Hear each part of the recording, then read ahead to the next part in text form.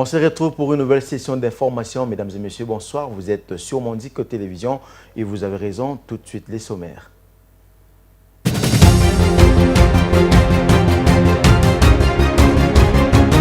Le chef de l'État Félix Tshisekedi a échangé le jeudi 17 octobre à la Cité de l'Union africaine avec la ministre des Affaires étrangères du Libéria, Sarah Bessolo-Nyanti, sur le renforcement de la coopération entre Kinshasa et Monrovia. Au cours du forum Rebranding Africa à Bruxelles, la première ministre Judith Suminwa est revenue sur la position de son gouvernement pour le retour de la paix dans la partie est de la RDC. Selon Judith Suminwa, le plan du Rwanda pour le retrait de 4000 militaires sur le sol congolais est une avancée significative pour la résolution du conflit. En sport, le défenseur congolais Chancel Mbemba a réintégré le jeudi 17 octobre le groupe professionnel de l'Olympique de Marseille, mis à pied à 2 reprises par l'OM durant l'été. Chancel Mbemba a été écarté du groupe mais saisi par les joueurs. Le LFP a rendu son verdict et a donné tort au club olympien.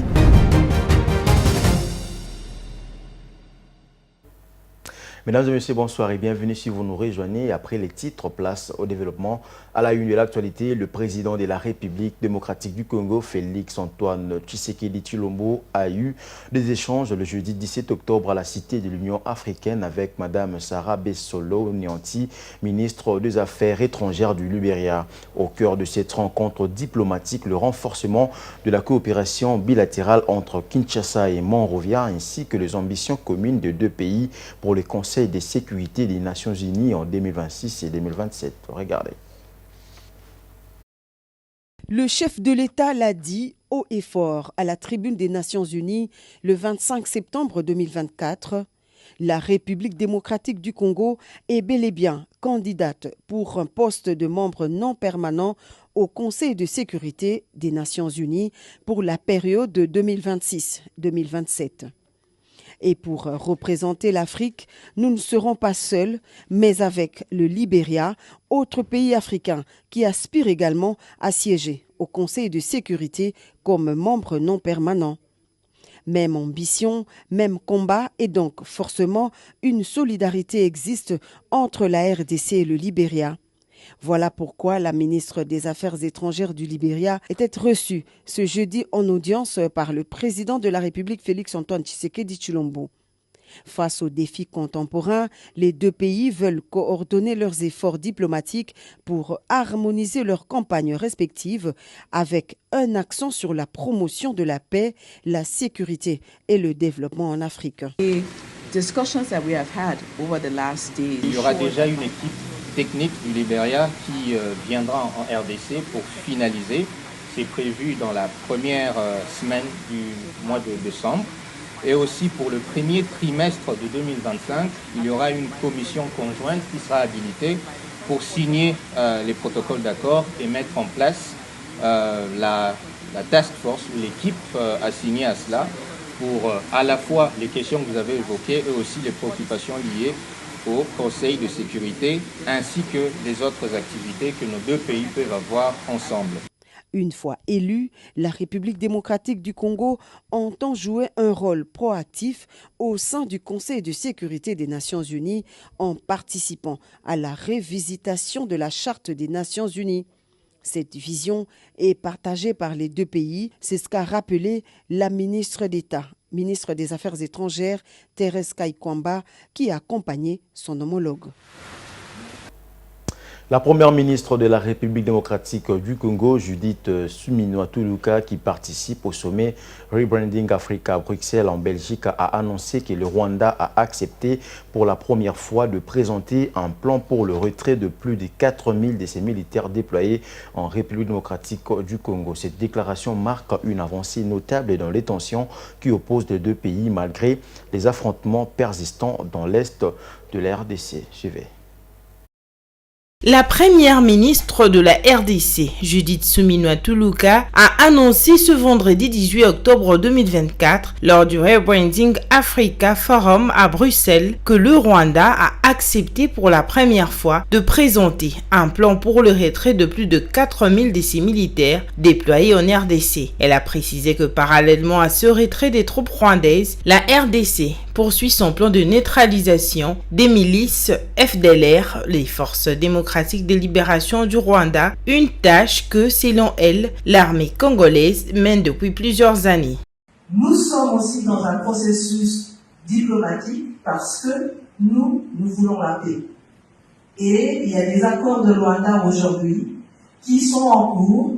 Enfin, pour la première fois, le Rwanda vient d'accepter de donner un plan de démantèlement, un plan de retrait pour plus de 4000 militaires rwandais sur le sol congolais.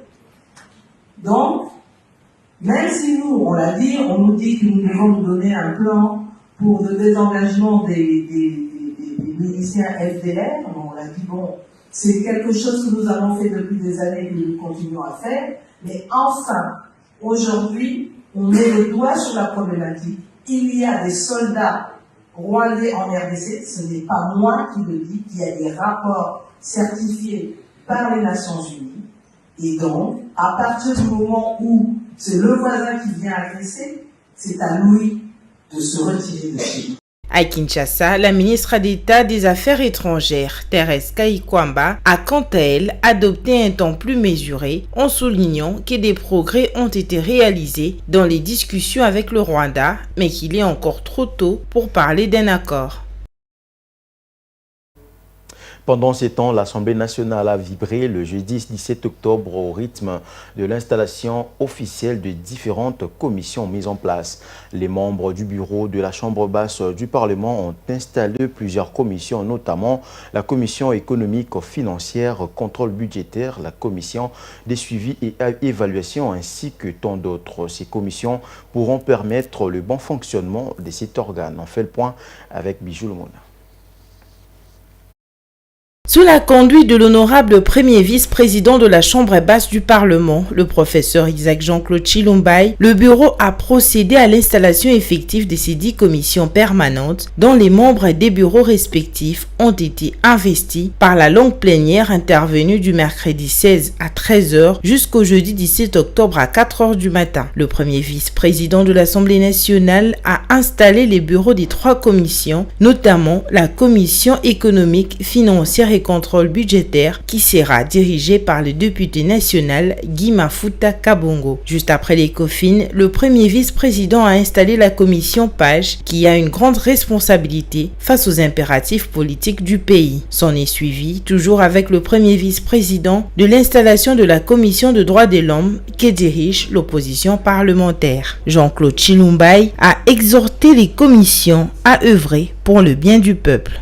C'est que maintenant, notre peuple attend, c'est de nous voir rapidement nous engager au travail pour que dans peu de temps, que nous puissions mettre en place des conditions de production de résultats qui doivent rencontrer ces attentes. De son côté, le rapporteur de l'Assemblée nationale, le professeur Jacques Joly, a quant à lui installé les bureaux de la commission suivi et évaluation qui a pour objectif de faire les suivis des travaux parlementaires afin de s'assurer de leur mise en application. Vient ensuite l'installation de la commission des affaires étrangères pour clôturer enfin par l'installation de la commission des défenses et sécurité où lui-même en est membre. Le deuxième vice-président, Christophe Mbosso, a quant à lui installé les commissions environnement et ressources naturelles et aménagement du territoire infrastructure et NTIC. La rapporteure adjointe s'est chargée de l'installation des commissions sociales et culture ainsi que l'égalité des chances, famille et enfants. Un pari gagné pour le bureau Caméré qui vient enfin de doter l'Assemblée nationale de 6 organes pour son bon fonctionnement dans la production législative et le contrôle parlementaire. Écho des entreprises de l'État, le ministre du portefeuille Jean-Lucien Boussa a reçu en audience une forte délégation des chefs coutumiers du Kasaï. Ces représentants de toutes les communautés d'Ibakwanga étaient venus présenter au ministre du portefeuille ce qu'ils considèrent comme une violation des droits des autochtones par plusieurs comités de gestion qui ont succédé à l'AMIBA. S'exprimant au nom de ses pairs, le chef Dona Kachala Bonzala a fait entendre que depuis plusieurs décennies, l'AMIBA n'a pas donné la redevance coutumière aux ayants droit. Suivez. Les différentes presses qu'il y a un fonds qu'on va allouer pour la relance de l'AMIBA. Ce sera une relance progressive. C'est la raison qui nous a amené à ce que nous puissions avoir des éclaircissements nets et clairs de cette décision prise par le gouvernement de notre pays. Sincèrement, nous avions été bien édifiés. Il nous a donné des pistes de solutions. Et un grand problème qu'il a demandé, tout d'abord, c'est le dialogue. Parce qu'on ne peut pas parler d'une bonne relance si entre partenaires, surtout que nous sommes les partenaires sociaux, qu'on n'arrive pas à dialoguer. Le souhait de son Excellence, c'est de voir tout d'abord que la paix sociale y règne. Et on va nous accompagner avec les fonds qu'on mettra à la disposition pour que l'œil de tout le monde soit dans ce qu'on mettra pour la relance progressive de l'AMIBA d'ici là. Non, d'autres revendications, il n'y en avait pas. Mais est-il que la petite revendication pour nous, c'est quoi? C'est la paye des travailleurs. Ça fait un beau bout de temps que les travailleurs n'ont pas leur salaire, mais ils bénéficient au moins d'un forfait qu'on paye sur la redevance et sur la créance de l'AMIBA. Et maintenant, ça fait presque 5 mois qu'on n'a pas reçu ça. Nous avions demandé à son Excellence d'entrer en contact avec son collègue de finances pour qu'on puisse vraiment penser à ce que cette manne arrive entre les mains des travailleurs. Et puis la redynamisation de la coopération militaire entre la République démocratique du Congo et la République centrafricaine a été au centre d'un échange à Kinshasa entre le ministre de la Défense nationale et une délégation des officiers centrafricains conduite par son ministre de la Défense et Reconstruction. Une commission mixte constituée d'experts de la défense et de points focaux de 2 pays a été mise en place pour de travaux approfondis dont les résolutions conduiront à la signature d'un accord de coopération militaire. Suivez. Après sa récente tournée dans la province du Bas-Ouélé, le perspective des coopérations militaires s'ouvre entre la RDC et le Centrafrique. Le vice-premier ministre, ministre de la Défense nationale et ancien combattant, Guy Kabombo Mwadianvita, a reçu en visite officielle son homologue centrafricain, Ramon-Claude Biro, en mission officielle en République démocratique du Congo. En présence du vice-ministre de la Défense nationale, Sami Adoubango, du conseiller spécial du chef de l'État en matière de sécurité, le professeur Jean-Louis Sambo, du chef d'état-major, le général Christian Chiwewe, et de quelques hauts officiers et experts sectoriels de 2 pays, les 2 hautes personnalités ont émis le vœu d'une coopération militaire dans le but de la redynamisation des forces armées dans les 2 pays et de préservation de la paix dans la région transfrontalière. L'accréditation d'un attaché de défense centrafricain était également au centre des échanges. Saluant le sens de l'ouverture de son homologue, Maître Guy Kabombo, dans le cadre de la coopération, Ramon-Claude a étalé la vision de la République centrafricaine visant la reconstruction de son armée qui fait appel au renforcement de la coopération militaire avec le pays frère, d'où la raison de sa venue en RDC. Le numéro 1 de la défense nationale congolaise, Maître Guy Kabombo, a rendu un hommage vibrant au commandant suprême des forces armées, son Excellence Félix Antoine Tshisekedi Tshilombo, dans sa vision de redynamisation du FARDC et de leur montée en puissance, tout en soulignant que la RDC est un pays non conflictuel. À ce sujet, le patron de la défense nationale a évoqué la mise en place d'un mécanisme de concertation permanente avec l'avantage d'être encadré par l'accord de coopération en matière de la défense. Une commission mixte constituée des experts de la défense et points focaux de 2 pays a été mise en place pour de travaux approfondis dont la résolution conduiront à la signature d'un accord de coopération militaire. Dans le reste de l'actualité, coup d'envoi le jeudi 17 octobre à Kinshasa, capitale de la RDC, de la campagne agricole 2024-2025 par le vice-premier ministre, ministre de l'Intérieur, Sécurité, Décentralisation et Affaires coutumières, aux côtés du ministre de l'Agriculture et Sécurité alimentaire. Bien que lancée à Kinshasa, cette campagne va s'étendre dans toutes les provinces de la RDC. Pour le gouvernement congolais, il était question de redonner à l'agriculture ses lettres de noblesse avec 80 millions d'hectares des terres arables dont dispose le pays. Les détails dans cet élément. Avec son potentiel de terres arables estimé à 80 millions d'hectares, la République démocratique du Congo ne peut pas connaître les situations de famine dans certains territoires, comme c'est le cas actuellement. Pour inverser la tendance, le gouvernement congolais a levé l'option de faire de l'agriculture un pilier de l'économie du pays. C'est la raison d'être de la campagne 2024-2025 lancée par Jacquemain Chabani, vice-premier ministre de l'Intérieur, le jeudi 17 octobre 2024, au nom de la première ministre Judith Suminwa. L'agriculture puisse faire sa revanche sur le sous-sol. Cela a été traduit politiquement dans le programme de son Excellence Madame le Premier ministre pour atteindre des objectifs qui sont principalement économiques, pour qu'on puisse voir un jour notre secteur agricole récupérer sa place, mais aussi social, pour atteindre l'objectif de sécurité alimentaire. Dans le même temps, le patron de la territoriale a souligné que cette campagne est un cadre visant à mettre en place une armée d'agriculteurs regroupés en différentes coopératives privées réparties dans les sous-secteurs du ministère de l'Agriculture. C'est une stratégie pour faciliter la relance agricole. Et pour mettre en place tout cela et pour réaliser ces objectifs, il faut une stratégie. Cette stratégie est traduite aujourd'hui par le ministre de l'Agriculture, qui organise aujourd'hui le lancement de la campagne en mettant en place effectivement une armée d'agriculteurs organisée dans les différents sous-secteurs de son domaine à travers des coopératives, des agriculteurs réunis dans le secteur privé et tout ce qui va avec. Et moi, aujourd'hui, j'ai l'honneur, au nom de son Excellence Madame le Premier ministre, chef du gouvernement de la République démocratique du Congo, de lancer la campagne agricole 2024-2025.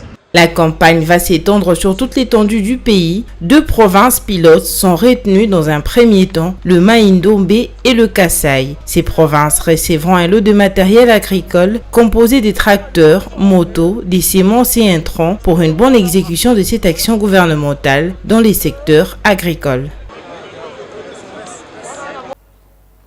Le service national est mobilisé pour l'assainissement et la régulation de la circulation à Kinshasa. Pour l'heure, c'est la commune de Limete dans l'est de Kinshasa qui accueille ces bâtisseurs du service national.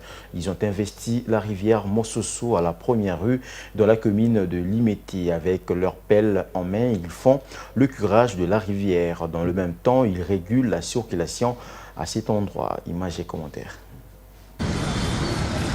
Sous un soleil ardent, casque vissé sur la tête avec leurs salopettes bleues ouvertes, les bâtisseurs du service national ont momentanément pris leur quartier à la première rue dans la commune de Limete dans l'est de Kinshasa. Ils sont venus curer cette rivière qui déborde souvent pendant les saisons pluvieuses et cause des inondations, voire même des morts. C'est justement pour éviter d'autres inondations avec la reprise des pluies qu'ils sont venus curer cette rivière. Cette initiative a été bien accueillie par la population qui appelle à son élargissement dans toutes les communes de la ville de Kinshasa. L'initiative prise par l'État pour l'assainissement de la ville par les services nationaux est très bonne. Il faut assainir la ville car l'insalubrité avait eu lieu domicile à Kinshasa. Nous encourageons cette initiative prise par notre nouveau gouverneur de la ville de Kinshasa pour que les services nationaux puissent assainir la ville. Que cette initiative soit entendue dans tous les coins de la ville-province de Kinshasa. Pendant que certains bâtisseurs du service national font le curage de la rivière Mososo, d'autres parmi eux s'occupent de la régulation de la circulation routière. Tout conducteur d'un engin qui enfreint le code de la route se voit contraint d'exécuter les travaux d'assainissement sans verser aucune amende. Dali Kabimba, un conducteur de taxi-moto, en a fait l'expérience.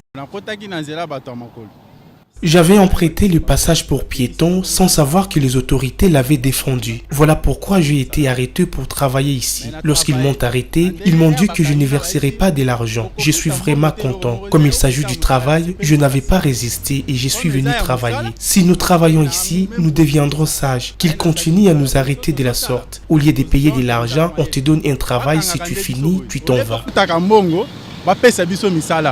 Cette initiative marque une nouvelle dynamique dans la gestion urbaine de Kinshasa avec une ambition affichée d'instaurer durablement l'ordre et la propreté dans l'ensemble de la ville. En sport, ni vainqueur ni vaincu entre l'international congolais Chancel Mbemba et les dirigeants de l'Olympique de Marseille. Les défenseurs congolais Chancel Mbemba a réintégré le jeudi 17 octobre le groupe professionnel de l'Olympique de Marseille. Mis à pied à 2 reprises par l'OM durant l'été, mais la commission juridique de la Ligue de football professionnel, saisie par les joueurs, a rendu son verdict et a donné tort au club olympien. Suivez. Les défenseurs congolais Chancel Mbemba a réintégré le jeudi 17 octobre le groupe professionnel de l'Olympique de Marseille, mis à pied à 2 reprises par l'OM durant l'été. Chancel Mbemba a été écarté du groupe professionnel par l'entraîneur du club Roberto De Zerbi. Mais la commission juridique de la Ligue de football professionnel LFP, saisie par le joueur, a rendu son verdict et a donné tort au club olympien. Réunie pour étudier le dossier disciplinaire du Marseillais, la commission juridique de la LFP avait tranché en faveur de Chancel Mbemba. Alors qu'il était sanctionné par une retenue de salaire de 14 jours à la suite de l'accrochage avec Ali Zarak, la commission juridique de la LFP a contraint l'Olympique à la réduire à 6 jours en respect d'un barème dressé par l'OM pour ce type de faute, précise la Provence. Le cas du capitaine des Léopards devait être réglé dès son retour de sélection. C'est jeudi, l'OM a publié une vidéo de la séance d'entraînement du jour. On peut voir que Chancel Mbemba est bien de retour avec le groupe puisqu'il apparaît dans la vidéo diffusée sur les réseaux sociaux. Le litige n'est donc pas encore fini, mais footmercato.net précise que la rupture de contrat est envisageable pour l'OM qui devrait donc aller jusqu'au bout de la saison actuelle et donc jusqu'à la fin de son contrat en juin prochain. Cependant, Chancel Mbemba ne devrait pas rejouer avec Marseille. L'OM continue à s'opposer à son joueur sur les volets médicaux, ne l'estimant pas prêt à jouer à cause des soucis au genou gauche. En fin de saison dernière, le staff médical avait recommandé aux joueurs de se faire opérer. Mbemba ne le souhaite pas et se retranche derrière la vigueur affichée avec sa sélection. Il a disputé les 2 rencontres internationales d'octobre dans son intégralité. Allez, on va prendre à présent le rappel des titres avant de nous séparer.